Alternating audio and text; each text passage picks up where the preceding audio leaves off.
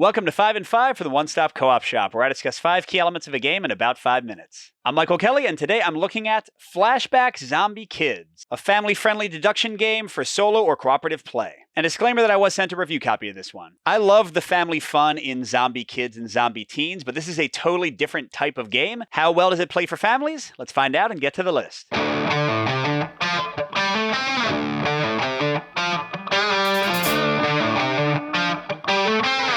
So first, my number 5 point for the game, this is a con for my taste, is the potential for card clutter. So each of the missions has like 20 to 25 cards or so, plus some extras you can unlock. And at least when we've played, we've like just kind of had them all out on the board. And you know, it does give like other players something to do, but trying to like look back through them, trying to find like where the clue was, where is it hiding? You know, unlike a lot of games like Unlock, for say, where you clear away cards as you're solving things, for each scenario, you kind of like just have everything out. So it can get a little bit annoying, especially depending on the space, how many people you have playing with it, their tolerance for like mixing and matching cards. Just a slight annoyance here, but still overall a con for me. But my number 4 point is a full-on pro, and those are the gadgets in the game. So I'm not going to spoil too much. You see these right when you open the box, but you can unlock one of them in each scenario. And then, like, there's ways to use them in previous scenarios, so they kind of have multiple uses. I'm not going to show you what they are, but there's some fun kind of kinetic, like, aspects to this. Definitely gave the game a lot more toy factor. My kids really enjoyed, like, doing some things with these. Some of them are really fun. One of them is a little bit less interesting, and just kind of like a goofy gimmick, but it's still pretty cool. So again, especially for kids and families, which, just to spoil my final thoughts, is who I'm recommending this one for and who I think it's made for. I think these gadgets do add a good bit of joy to the game. Now, my third point, and this is going to be a mix for my taste, but could vary greatly based on yours, is the replayability in the game. So there are 3 scenarios. For me and my family, each of them took about 30 minutes. That's like 90 minutes of gameplay. But then there's this little extra seal you can break once you beat the game that, again, without spoiling, gives you a bunch more stuff to do. I would say at least another hour to an hour and a half. So, you know, if you're comparing this to like other escape room games, like things I've covered before, mystery games, one-off play games, unlock, exit, all those kind of things, I think the value of this game, I've seen it for $20 to $25 online. I think the value is right in line with those. I think it's about as much as you are paying for. But if you don't like any of those, if you want your games to like be replayable 15, 20 times, this one's going to let you down just like all the rest of those will.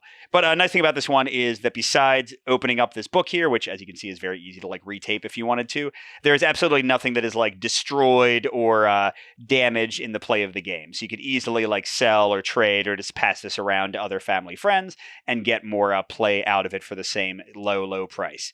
So yeah, I think this is pretty good in comparison to its competitors, but you know, again, it's not going to give you endless play like some other board games can. Now, my number 2 point is focused on the art and the perspective kind of mechanic in the game. And this is really the game's entire selling point, and it's a full pro for my taste. I think it's a really cool concept.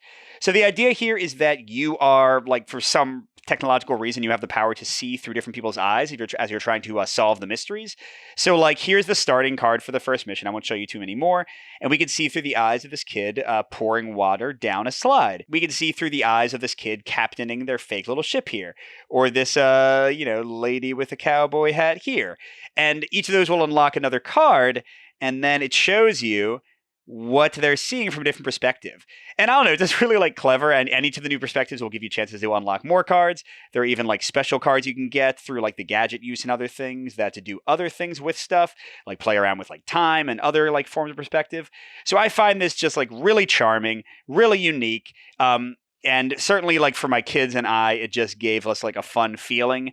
And, I don't know, it's kind of like the coolness of getting a full picture of the entire situation, like what's going on across, like, multiple rooms, across multiple areas.